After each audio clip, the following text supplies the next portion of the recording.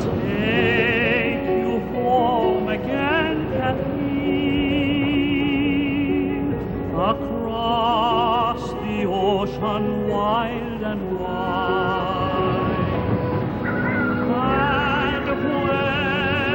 when the fields are fresh and green,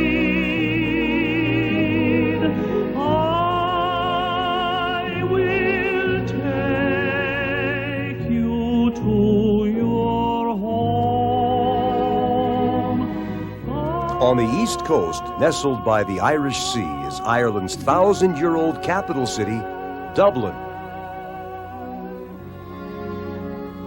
From the steps of the General Post Office on O'Connell Street, the formation of the Irish Republic was declared in 1916. The events of the following years led to the emergence of Dublin as the capital of the small but independent state.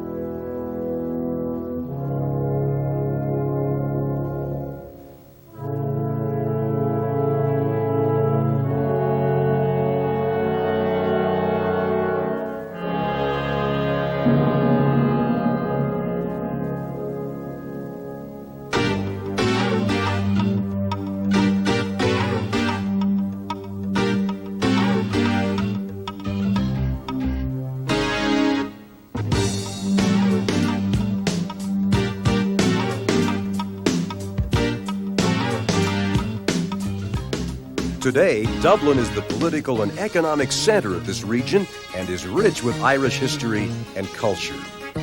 In the heart of Dublin is O'Connell Bridge, which is wider than it is long, crosses the River Liffey.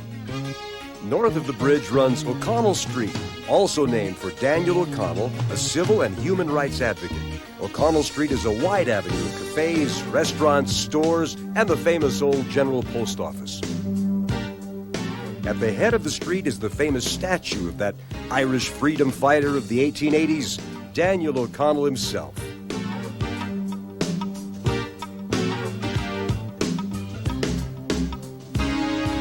South of O'Connell Bridge are two of the oldest landmarks in Dublin, the Bank of Ireland, once the 18th century Parliament House, and Trinity College, viewed from the College Green on Westmoreland Square.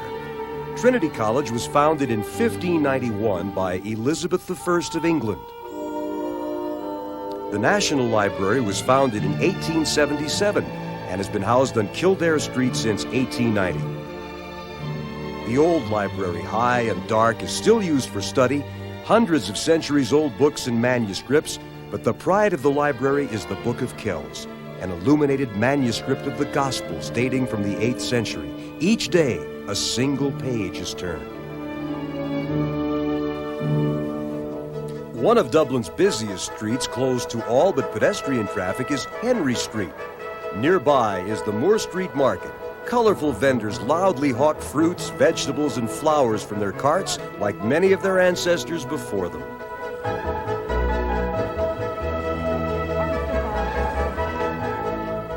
The fresh fruits and vegetables found on Moore Street begin their journey just a few blocks away in the produce market. Not much has changed here over the years. Dublin's Georgian heritage has been preserved here, as it has through much of the city. There is no other city quite like Dublin.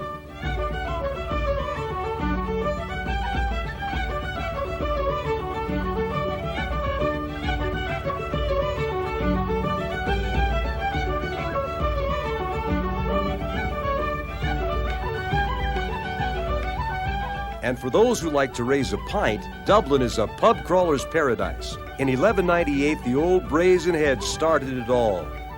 There are more than 500 pubs, and some have some very interesting names. He lived on the dockside near Liverpool town, and he always went down to the thief and the vagabond. Everyone knew him as Dublin O'Shea. Some say he came from Killarney. Have another drink, boys. The Barry Fitzgerald pub is named for one of Ireland's most famous and beloved actors. It's located across the street from the Abbey Theatre, founded in 1904 by Lady Gregory and W.B. Yeats. Here, some of the world's most famous actors and writers started. Arthur Shields, Orson Welles, Sarah Allgood, George Bernard Shaw, and James Joyce. W.B. Yeats and Lady Gregory played a vital role in the Irish cultural renaissance of the early 1900s. Dublin is truly a wonderful city for theater.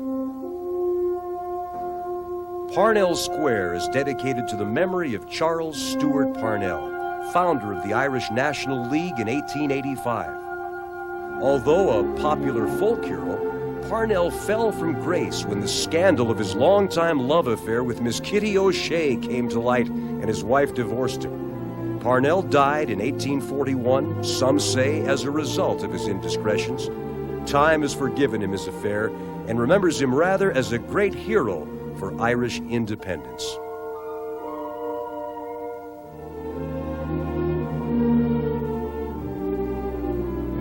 Dublin Castle is a beautiful Georgian rebuilding of a 13th century Norman structure. The elegant state apartments were the scene of elegant balls and banquets given by English lords throughout British rule for the upper crust of Irish society. Now, Irish presidents are inaugurated in Dublin Castle, and visiting heads of state are entertained within its walls.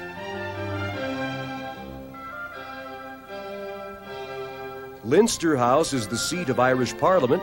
The design of the White House in Washington, D.C. is based on Leinster House. Dating from 1864, the National Gallery houses more than 2,000 works of art, including a large collection of Irish landscape paintings and a collection of Dutch masters.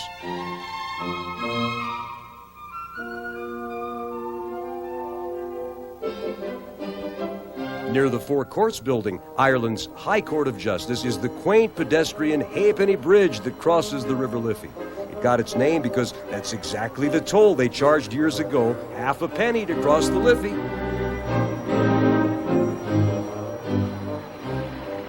There are dozens of beautiful parks in Dublin, but the most famous is St. Stephen's Green. In the 18th century, St. Stephen's Green was one of the most fashionable places to be seen. Today, it offers visitors a scenic and peaceful refuge from the noise of the city. In 1880, the Guinness family, known for their fine ale and philanthropic gestures, donated funds to build flower gardens and an ornamental lake for waterfowl. Feeding the ducks and geese is still a favorite pastime at St. Stephen's Green.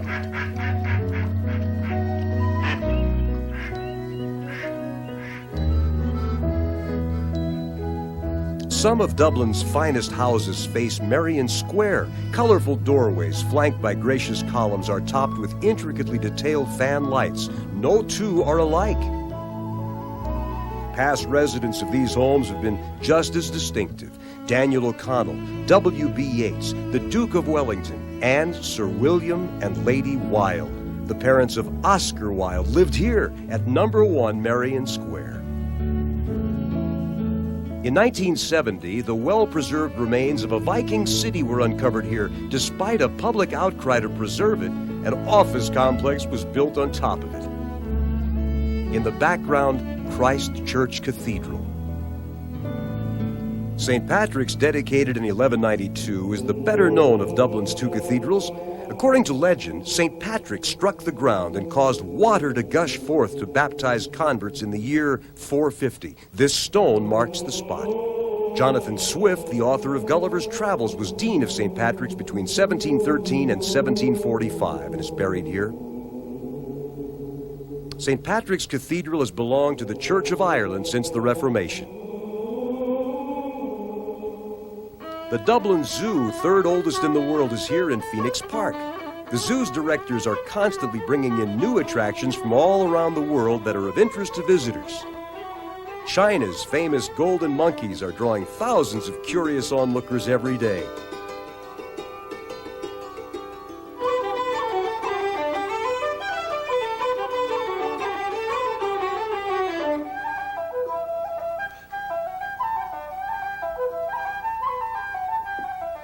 The Dublin Zoo is truly an animal lover's paradise.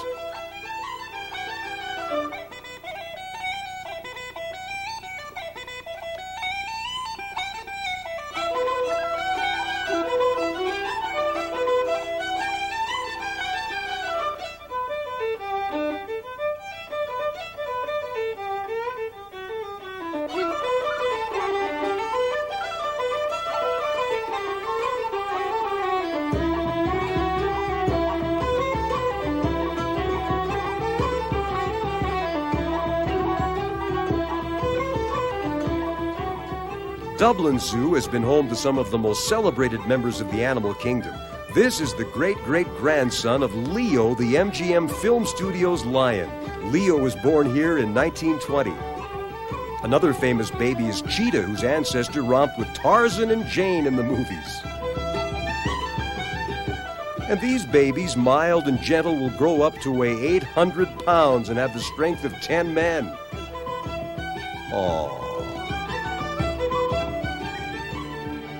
The City of Dublin International Rose Trials are held every year in St. Anne's Park. The roses on trial here are the newest from seedlings still unnamed. If a rose wins a prize or shows some potential, the breeder may continue breeding, but less than 10% of the roses introduced here will ever be seen again. There were 45 cultivators from all over Europe competing here. It takes them 10 years and about $10,000 to produce a commercial rose, one that will be sold in nurseries as a recognized rose.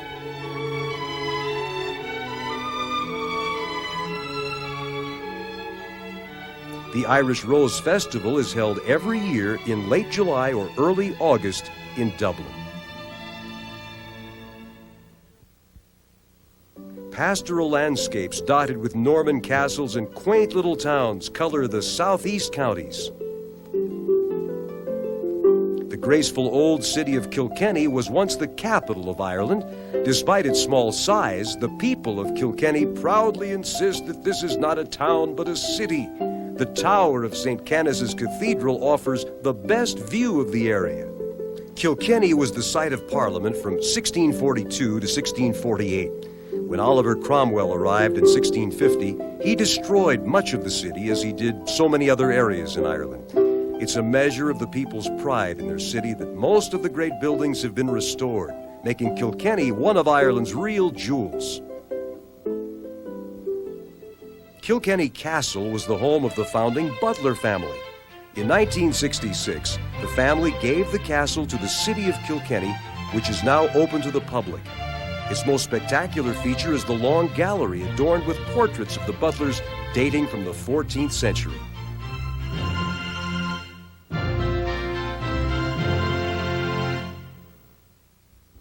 The tiny village of Dundrum is located in County Tipperary, known for its excellent pasture lands and livestock. Jaunting carts carry visitors to the Dundrum House, a beautiful Georgian mansion surrounded by 2,400 acres of lush green countryside. The estate was once the home of Irish chieftains, the O'Dwyers. The present owners have restored the house as a lovely inn catering to discriminating guests. Just outside the hotel, some of the best steelhead and trout fishing in Ireland awaits the crafty angler. Have you ever dipped a line in more beautiful surroundings? You talk about Irish green.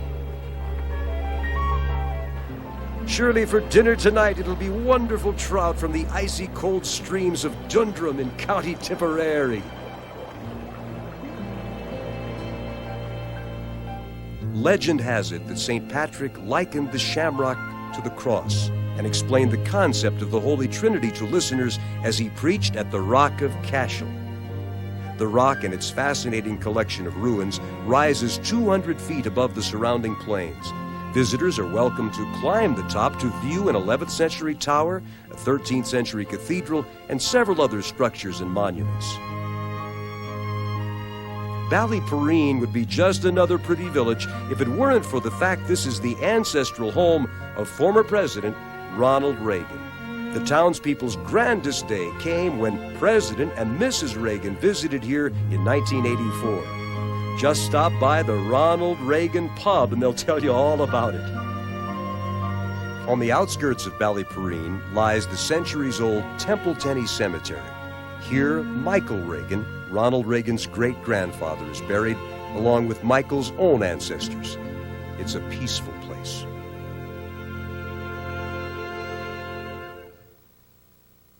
In the south is Cork, Ireland's largest county, claiming some of the richest farmland and most beautiful coastlines in the country. Situated on an island in the River Lee, Cork City is a bustling metropolis and the second largest city in Ireland. Its people are known for their strong accents, warm hearts, and belief that Cork is the loveliest city in the world. At the turf accountant, this fellow says, "My uncle died in America. It's his money you're winning." The Shandon steeple of St. Anne's Church is a popular stop for visitors. Here you can climb the tower and serenade the city by playing the bells. Just follow the numbers.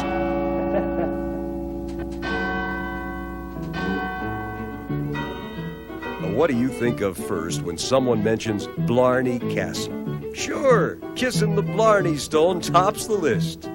Folks from everywhere climb the steep steps and wait in line to bend over backwards and kiss the stone of eloquence, the Blarney Stone. I asked one visitor how she felt after kissing the Blarney Stone, and she told me, "I don't feel one bit more elegant." I said, "Eloquent, not elegant." She said, "Well, I ain't that either."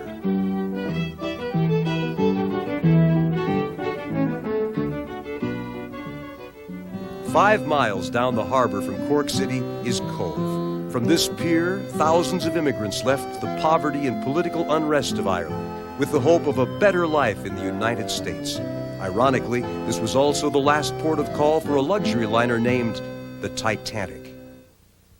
18 miles south of Cork City is the port town of Kinsale. It's a joy for sightseers. For a community of less than 2,000 people, Kinsale has far more than its share of beauty, historical interests, and gourmet restaurants. It was once a naval port, but now it's known for its fishing industry and its fine, natural harbor. It's a great spot to fill your photo album with lots of colorful pictures.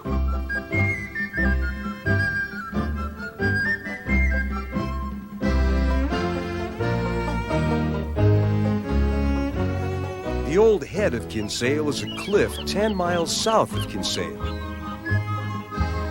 In 1985, Ballinspittle became famous when thousands of pilgrims saw the statue of the Virgin Mary rock and move her hands.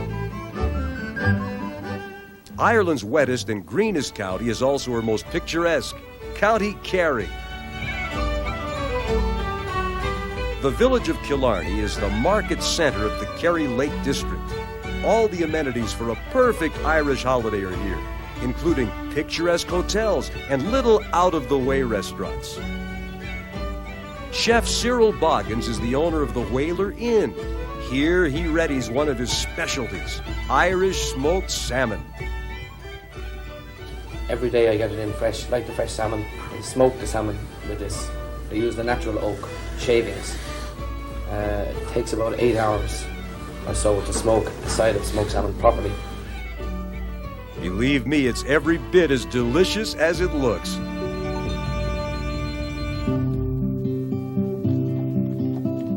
The Great Southern Hotel is the largest in Killarney, with 180 rooms, beautiful gardens, and an exceptional restaurant. The hotel is only open during the summer months, but it's a perfect spot to begin a tour of County Kerry.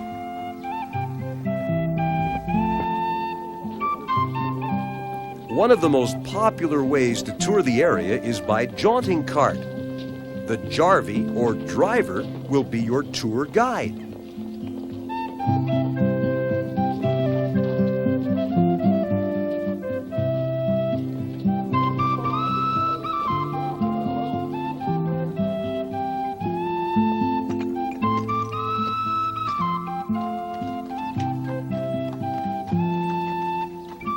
The enchanting 10,000-acre Muckross estate is a must-see for visitors. Here, the last of the Kerry cattle graze. Only 50 of them are left in the world. The Tudor-styled Muckross house was built in 1843. The entire estate now belongs to the National Parks and Monument Service. Everything is kept exactly as it was 150 years ago. The Muckross house is only open in the summer. Like the rest of Killarney, rests during the winter months. A huge staff of servants and cooks prepared many important dinners in this kitchen.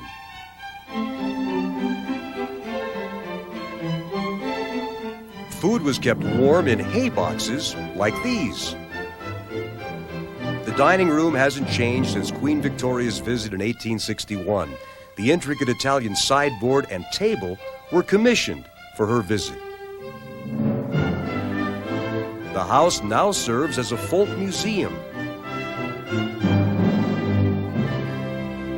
The azalea-laden garden and manicured grounds are kept perfectly groomed all year. From the house, a lovely view of Muckross Lake awaits you. On the upper lake, you can explore the ruins of Innisfallen Abbey, built in the 7th century. There's only one way to get here. That's by boat.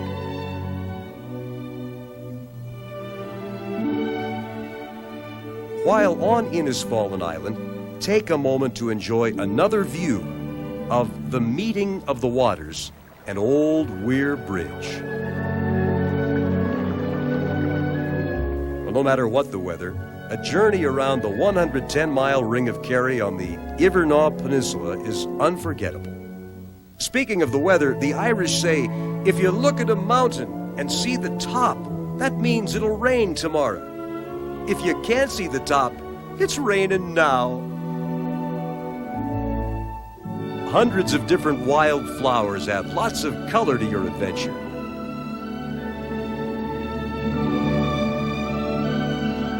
As you drive along the coastal road, you'll come upon the colorful hamlet of Sneem, which many visitors have described as a large-scale village of children's dollhouses. Things haven't changed here either in years. The front of each house is painted each year a different pastel color. The villagers draw lots to see what color their homes will be next year. Sneem has a quiet, proud way of attracting tourists. Continuing around the Ring of Kerry, the road climbs to Mall's Gap and Ladies' View. The scenery along the way reminds us of the unspoiled, natural wonder of Ireland.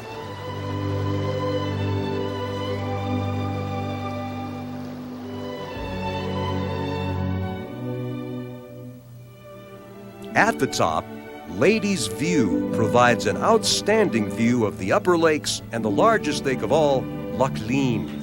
Meanwhile, back in Killarney, every pub is packed because this is the eve of the Irish Football Championships.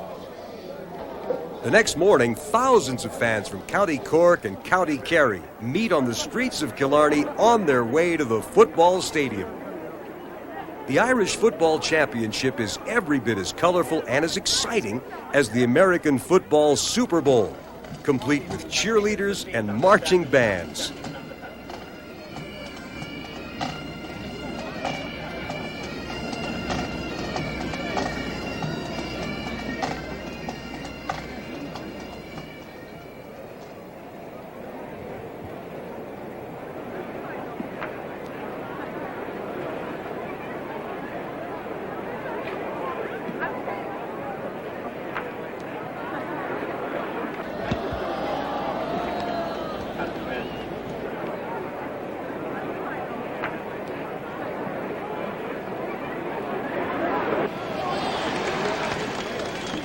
Tis a grand day for Kerry. The local lads win the Irish Football Championship.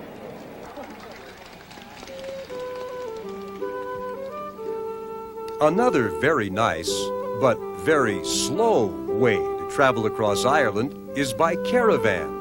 What a wonderful way to explore the Dingle Peninsula with its quiet, clean beaches. The most beautiful scenery in all of Ireland, many an Irishman will tell you. John Millington Synge expressed his love for West Kerry this way. One wonders in these places why anyone is left in Dublin or London or Paris, when it would be better to live in a tent or hut with this magnificent sea and sky, and to breathe this wonderful air which is like wine in one's teeth. More than 400 unmortared beehive huts have been found in the area. Centuries ago, these stone shelters provided protection from the sometimes harsh ocean winds for the monks as they made their pilgrimages up the Dingle Peninsula.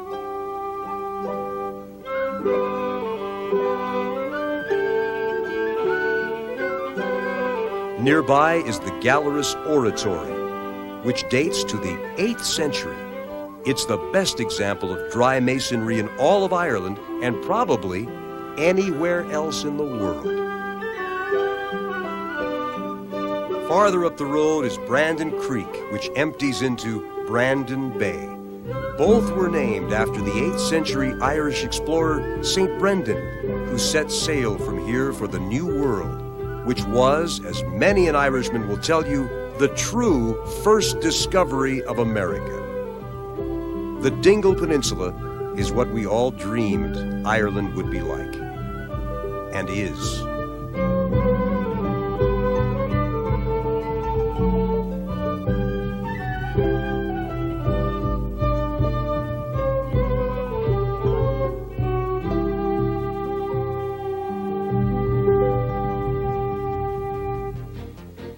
The Midwestern counties contain a richly textured variety of landscape and at least 40 shades of green. In Western Ireland, we visit County Clare, home of Shannon Airport, a popular port of entry because of its duty-free shop. What started as a small kiosk in 1947 grew into the world's first duty-free airport with a massive superstore catering to travelers from around the globe hungering for Irish goods. Now, how many times have you said after you got back home, why didn't I buy this or that while I was there? Now I'll never get it unless we go back. Well, the bright folks at Shannon capitalized on this idea and started the Shannon mail order business, publishing their first catalog in 1954. The most popular items offered are Waterford and Galway Crystal. Like its parent duty-free store, the mail order company started on a very wee scale and quickly developed into a large, highly profitable export business. From the minute your order is received, the wheels start in motion. Your order is filled, sent to the shipping room, and sent back in the post to you.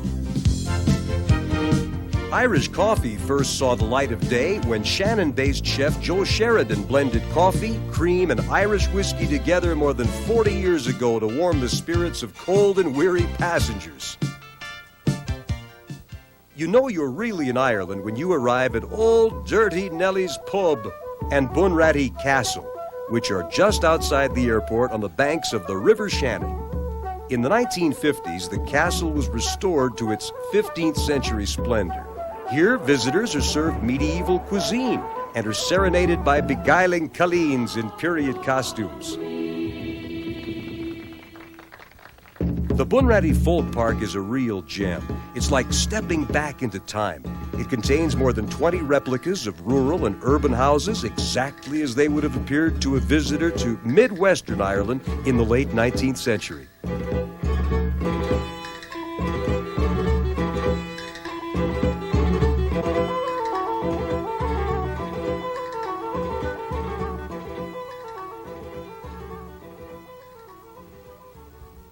Adare is on the road to Killarney.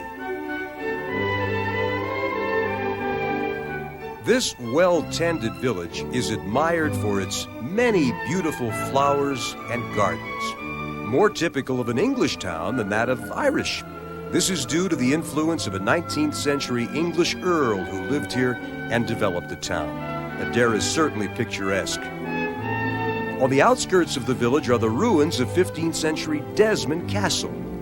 Against this enchanting background, a private golf course mysteriously winds its way through the fortress grounds past an ancient 15th century cemetery.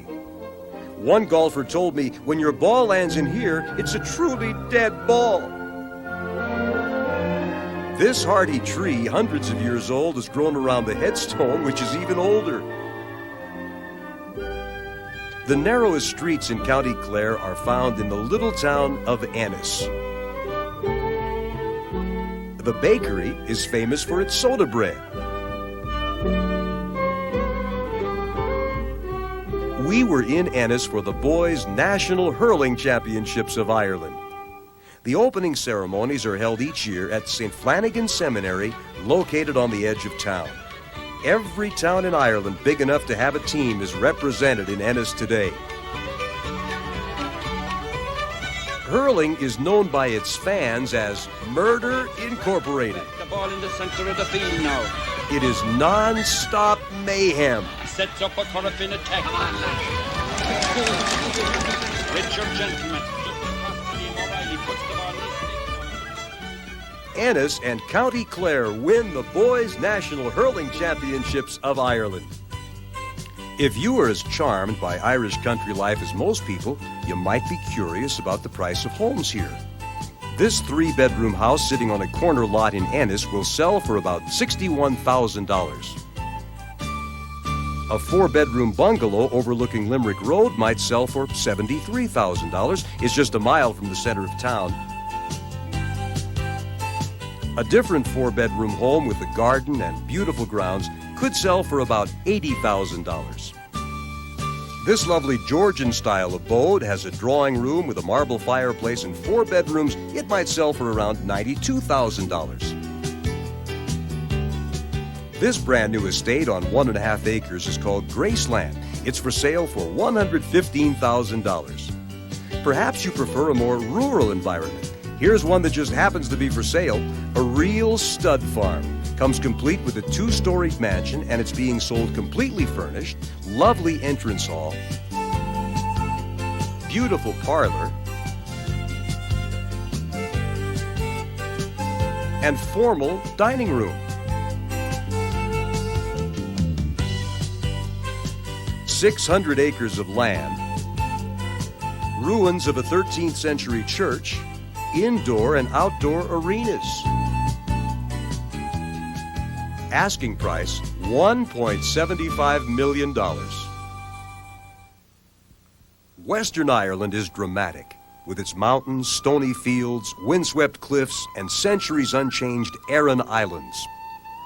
Near the top of the list of Ireland's greatest natural wonders are the Cliffs of Moher, located along the coast between Lascanor and Doolin.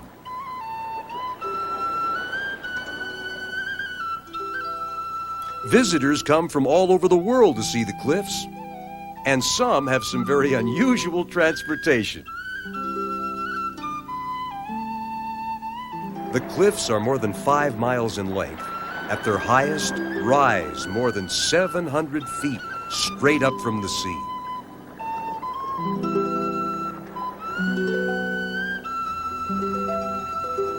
At their summit stands O'Brien Tower, an observation post built in 1835. All the better to see the awesome Cliffs of Moher.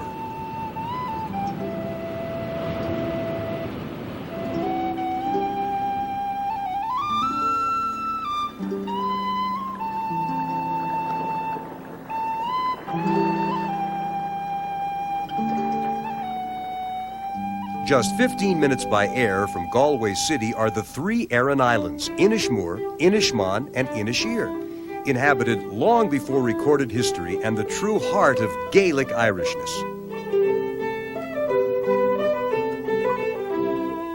For most of the world, the Aran Islands are famous for their warm, hand-knitted sweaters. But for a group of artists, writers, historians, and filmmakers, the islands are best loved for their folklore. Robert Flaherty's 1934 film Man of Erin brought the lives and traditions of these people to a worldwide audience, and not much has changed since then. Places and people don't change in Inishmore. Farmers still work their fields the old-fashioned way. They rake them by hand. Generations of the same families live in modest thatch-roof cottages surrounding the little village. The oldest church in the world can be found in Inishmore. It lies along a path that leads to the pre-Christian remains of the once great fort Doningus. It's a long climb to the old fort, and even the most stout-hearted take a moment for rest and refreshment, but the trek is well worth the effort. Perched on the top is 6,000-year-old stone Fort Doningus.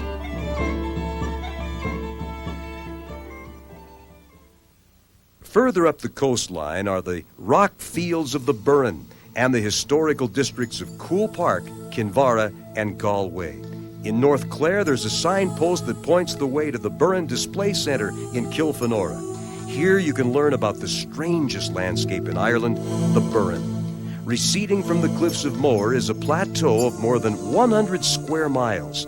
This is the rocky land of massive limestone at places some 1,000 yards thick. The Burren. Here are the ruins of medieval churches. But the Burren's rich history stretches further back to the times of the dolmens, monuments of the ancient Celts who inhabited this land 2,500 years before the time of Christ.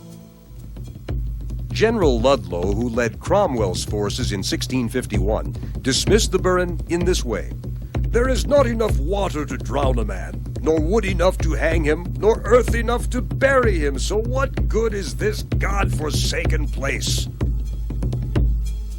Although at first glance it may appear empty, the Burren is alive with flora. Its climate is so unique that alpine plants grow side by side with Mediterranean varieties. This makes it a most interesting place for hiking or a leisurely sunset stroll. The Burren's beauty is at one time subtle and splendid.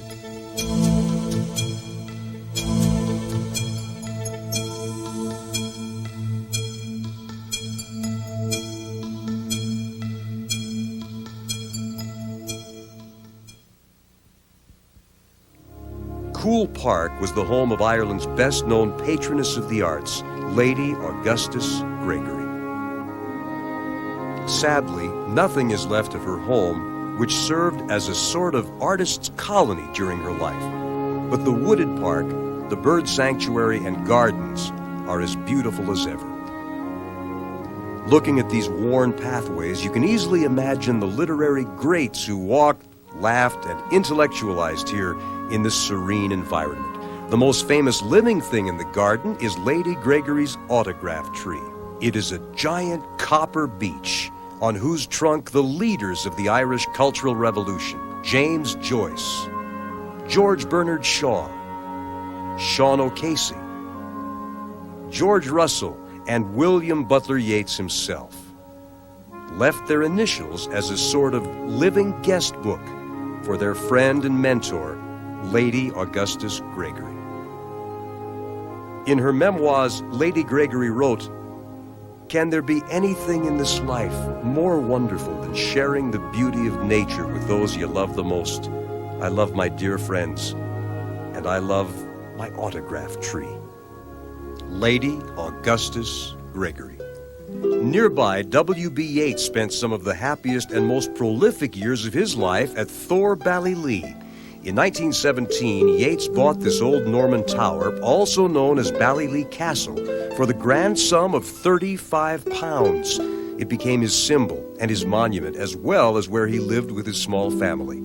And he wrote some of his greatest poetry here at Thor Ballylee. These are the Griffins, a 20th century Irish family as Irish can be. The Griffins own and operate the Old Plaid Shawl Pub in Kinvara, County Galway.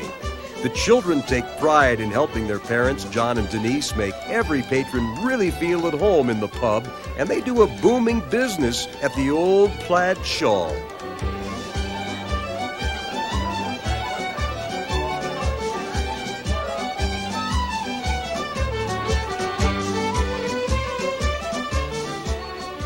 Denise serves lunches at the Old Plaid Shawl, which she prepares in her small country kitchen. But today, the first order of business is to fix the lads a hearty lunch. They'll need their strength today because they're going on an archaeological architectural tour of the area with Jeff, the local Kinvara historian. Here, just a short distance from the Old Plaid Shawl, castles and antiquities dating back to the 11th century can be explored. Jeff begins the day's tour at Tullira Castle. This is Tullira Castle, the home for many centuries of the Martin family. They once owned Dungura Castle. Edward Martin was a friend of Lady Gregory and W.B. Yeats. Have you ever heard of them? Yeah. They were two of Ireland's most famous writers. The modern part of the house, this Gothic-type mansion here, was added on during Martin's time, but he preferred living in the old tower next to it. Tullira Castle was built during the era of the Big House, imposing mansions, extensive gardens, enormous estates, Jeff took the boys on an excursion of the estate, which still belongs to the heirs of the Martin family. The mansion's private chapel is bathed in colorful light from rare stained glass imported from London. Surrounded by a walled enclosure, nearby Dungair Castle dates back to the 16th century. It too was owned by the Martin family until 1924. O'Shaughnessy Chapel was the burial place of the powerful O'Shaughnessy family. The fine altar tomb is marked by the family's coat of arms below the sculptured crucifix. Many of Ireland's castles get facelifts every few hundred years or so, whether they need them or not, and Jeff showed the boys how it's done. Using as much of the original stone as possible, workers build around new rafters. And when the work is finished, it's impossible to tell the castle had ever been touched by modern carpenters. Galway City, largest city of the West, is a prosperous port. The central gathering place in town is Ayers Square. Here you'll find the John F. Kennedy Memorial Park, created to commemorate a 1963 visit by the president. At the center of Galway, narrow winding streets outline early city walls. One of the walls displays the crests of the founding Galway tribes. The most prominent crest belongs to the Lynch family. One of the main tourist attractions is Lynch's Window. In 1493, Walter Lynch's son murdered a guest in his father's home. His father, who was mayor of Galway, sentenced his son to be hanged. When the hangman refused, the mayor hanged his own son. This is where the term lynching originated. Lynch's castle is now a bank on the main street.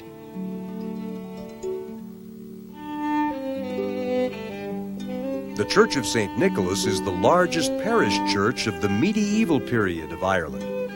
This is where Christopher Columbus prayed before setting off for the New World, in this very chapel of St. Nicholas in Galway. Centuries ago, Galway developed important trading links with Spain. The Spanish influence is still visible throughout the city. All that remains of the elaborate wall that surrounded Galway in the 15th century is the Spanish Arch.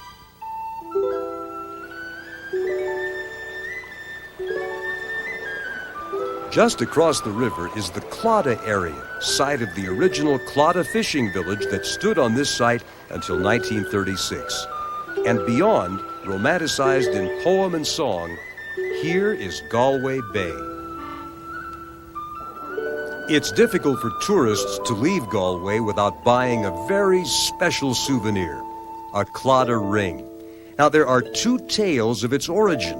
In the first, a princess decided to drown herself in the river after the unhappy end of a love affair. Just as she was about to plunge into the cold, dark water, a beautiful white dove flew over and dropped a ring into her lap.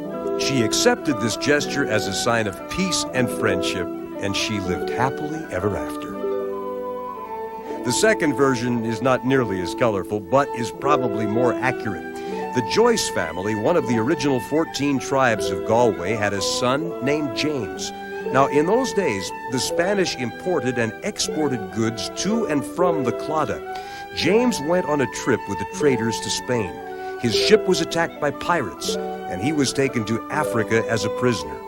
In Africa, he learned the art of goldsmithing. After 20 years, he was given his freedom.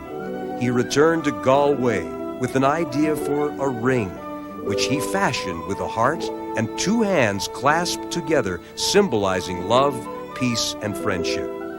The Claddagh fishermen thought so much of James' ring, they used his design for their wedding rings. Today, the Claddagh ring is made exactly the way that James first created it in this very room. Popular with visitors and locals alike, the Claddagh ring is still worn as both friendship and wedding rings. The Claddagh ring is the perfect, totally Irish gift. Traveling north, the counties of Galway, Sligo, and Mayo capture the rugged textures and charm of northwestern Ireland. On the outskirts of Galway, the signs suddenly read only in Irish. This is the beginning of the Connemara, one of the most beautiful regions of Ireland and one of the most barren. It is not unusual to share the road with any number of Connemara inhabitants. Not much traffic to interfere with this tennis match. There's no television here, no movie theaters, not much radio, but the children seem to amuse themselves quite well, and as their mother quickly pointed out to me, they don't miss what they've never had, so don't you be telling them too much. Here are the famous Connemara ponies grazing by the side of the road.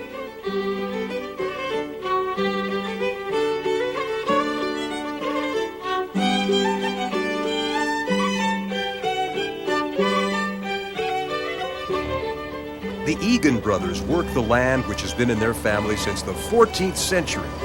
Tons of rock had to be cleared before anything could be planted here, and judging from the number of stone walls in the area, I'd say that alone took a couple of centuries. In other areas of the Connemara, you see fields of peat, known as the bogs. Peat is still the only fuel used to heat many homes here, has a distinct aroma that you never forget.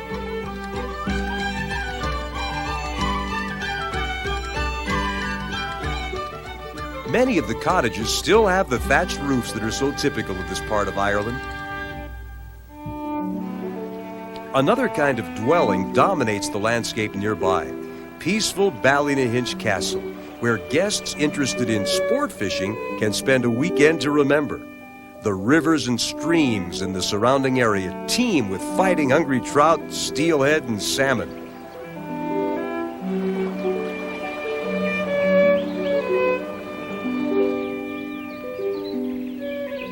In the village of Cong is the Quiet Man Pub. This spectacular setting is where the John Wayne movie, The Quiet Man, was filmed.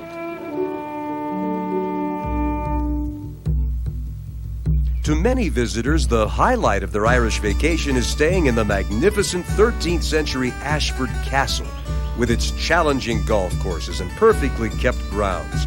Rooms here are very expensive, but where else in the world will you be treated like the royalty that the Ashford Castle was built to accommodate?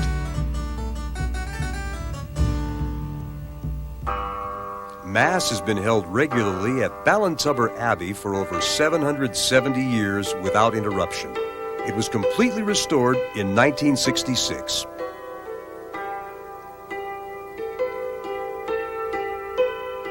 On the 21st of August, 1879, several local people claimed to have seen an apparition of three figures at the Church of St. John the Baptist in Knock, the central figure being the Virgin Mary.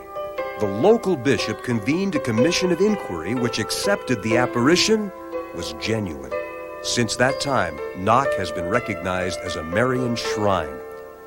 Pilgrims come from all over the world to pray at the site of the original wall where the miracle occurred.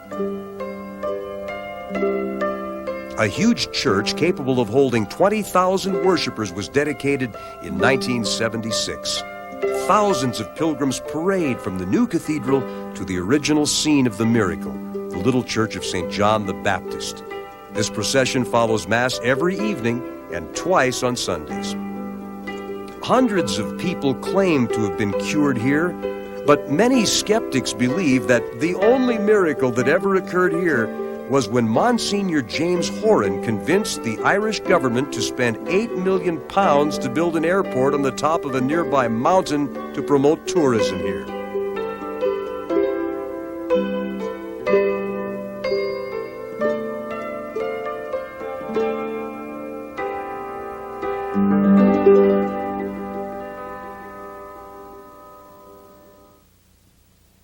Sligo is a county for the lover of nature.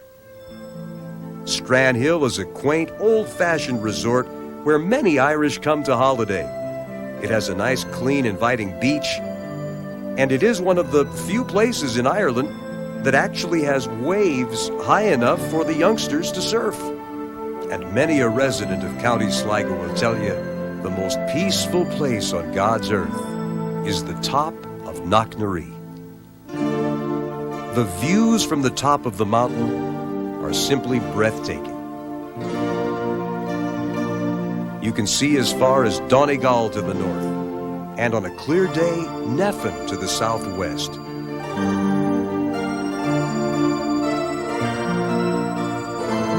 In this peaceful setting on top of Knocknaree, William Butler Yeats spent much of his time immortalizing in verse the scenery of County Sligo, so much that County Sligo is often called Yeats Country.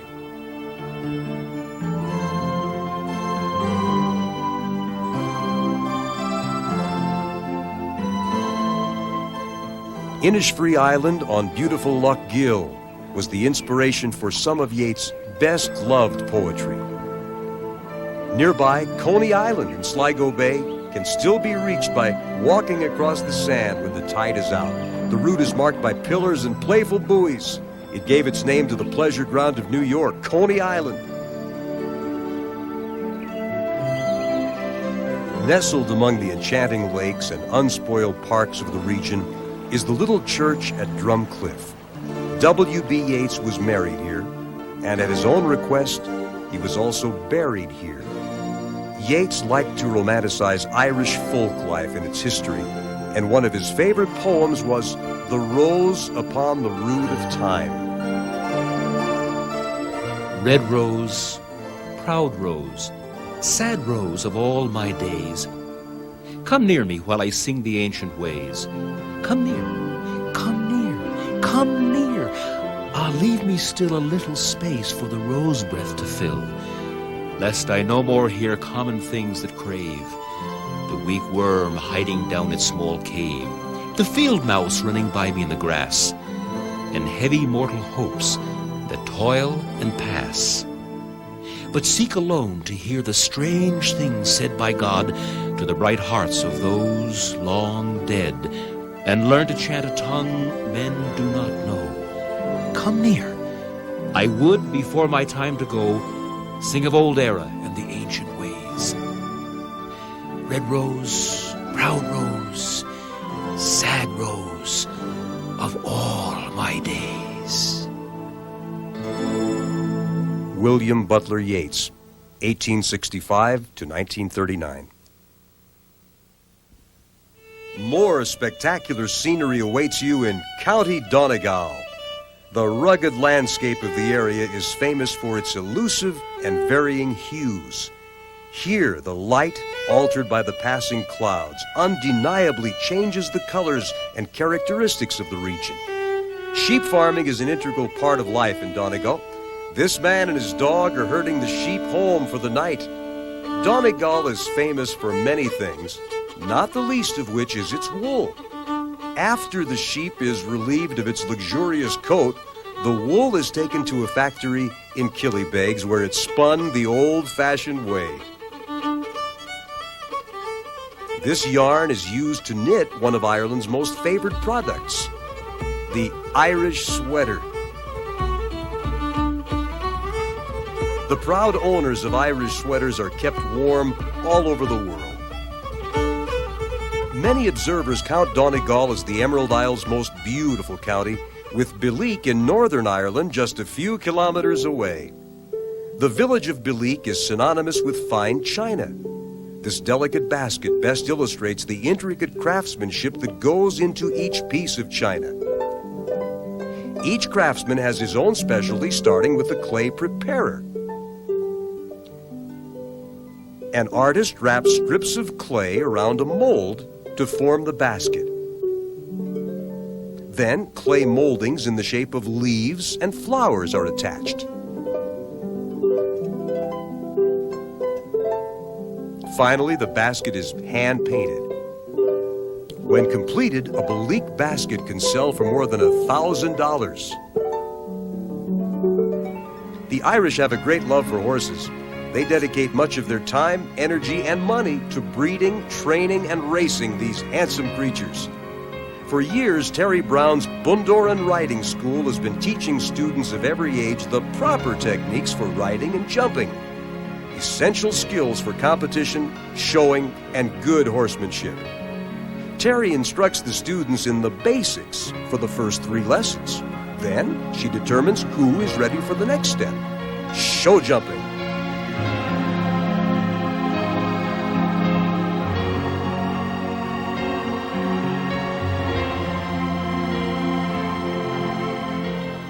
After a tough workout, the students and their mounts are treated to a great romp on the beach. Here, horse and rider become one with the wind as they dance through sea spray in the sheer ecstasy of the run.